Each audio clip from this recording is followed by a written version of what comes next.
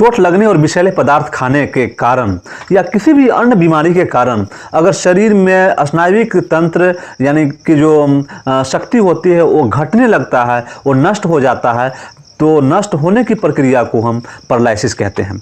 यानी पैरालिसिस पक्षाघात के नाम से भी जानते हैं। इसे देहात की भाषाओं में यानी बोलचाल की भाषा में लोग लकवा कहते हैं। और ये लकवा दो प्रकार के होता है। पहला है जनरल यानी सर्वांगिक लकवा और दूसरा है लोकल यानी स्नायुविक लकवा। तो इसके कौन कौन से होम्योपैथिक मेडिसिन है और इसे किस डोज में और कैसे लेना चाहिए, इन सारी बातों पे बात करूंगा। तो वीडियो को स्किप मत कीजिएगा, वीडियो को पूरा देखिएगा।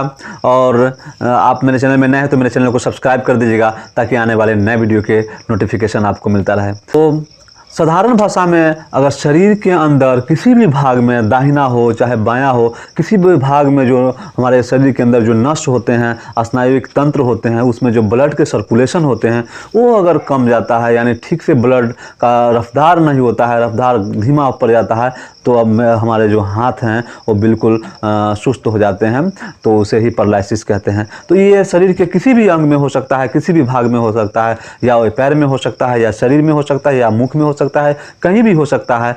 तो आइए अब जानते हैं कि तो सर्वांगिक पैरालिसिस को हम 4 भागों में विभक्त करते हैं। पहला है पैराप्लेजिया, दूसरा है माइलाइटिस, और तीसरा है हेमिप्लेजिया, और चौथा है इन्फेंटाइल।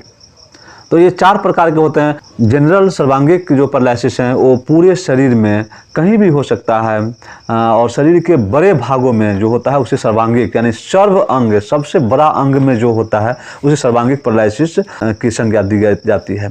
और दूसरा है जो स्नायुविक पैरालिसिस यानी लोकल पैरालिसिस। इसमें छोटे छोटे हाथों में यानी छोटे छोटे अंगुलियों में, जैसे छोटे छोटे अंगों में, जैसे मान लीजिए कि आपको केवल इतना दूर ही पैरालिसिस मारा है, तो ये सर्वांगिक यानी अंग के बहुत यानी लमसम 10वां हिस्सा है शरीर का, तो उसमें आपको पैरालिसिस मारा है। जैसे पैर में हो गया, छोटे से अंगुलियों में हुआ है, पैर की अंगुलियों में हुआ है, या फिर मुख में हो गया है, ये गर्दन से ऊपर ही के क्षेत्र में हुआ है, तो ये लोकल पैरालिसिस के लक्षण है। और लोकल पैरालिसिस यानी कभी कभी वॉइस में मारता है, यानी बोलते हैं आप तो लटपटा जाता है, तो ऐसी परिस्थिति में ये लोकल पैरालिसिस के लक्षण देखे गए हैं।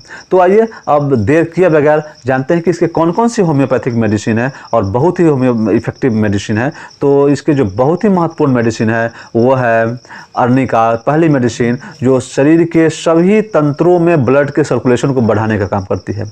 तो अर्निका का काम है कि शरीर में जो ब्लड के सर्कुलेशन है उसको सर्कुलेट करती है। यानी अगर आपको चोट से समस्या हुआ है या किसी अन्य बीमारियों के कारण हुआ है तो भी अर्निका का काम है कि आपके शरीर में जो ब्लड के सर्कुलेशन है वो सभी जगह समान रूप से बढ़ावे।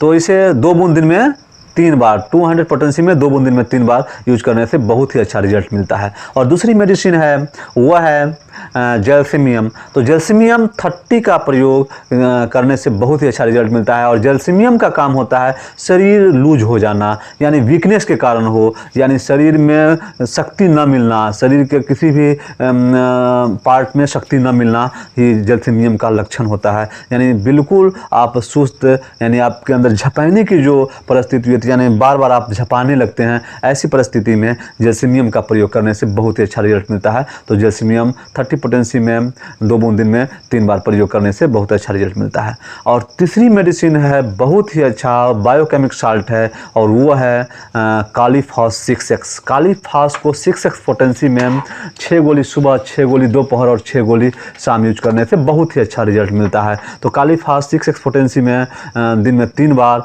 और अर्निका 200 पोटेंसी में 2 बूंद दिन में 3 बार। इसके साथ ही साथ आप जैल्सीमियम 30 पोटेंसी में ये भी 2 बूंद दिन में 3 बार। और इन सारी मेडिसिनों के बीच लगभग 10-10 मिनट का अंतर कीजिए, और ये मेडिसिन लगभग 1 महीने तक लगातार यूज कीजिए। अगर आपको आराम लग रहा है, आपके शरीर में आपके सिम्टम इससे मिलते जुलते हैं, तो इसे लगातार 6 महीने तक यूज कीजिए तो बहुत ही अच्छा रिजल्ट मिलता है। या फिर आप किसी नज़दीकी डॉक्टर से संपर्क करके आप पैरालिसिस का पूर्ण रूप से समाधान यानी पूरा इलाज कराइए तो बहुत ही अच्छा रिजल्ट मिलता है।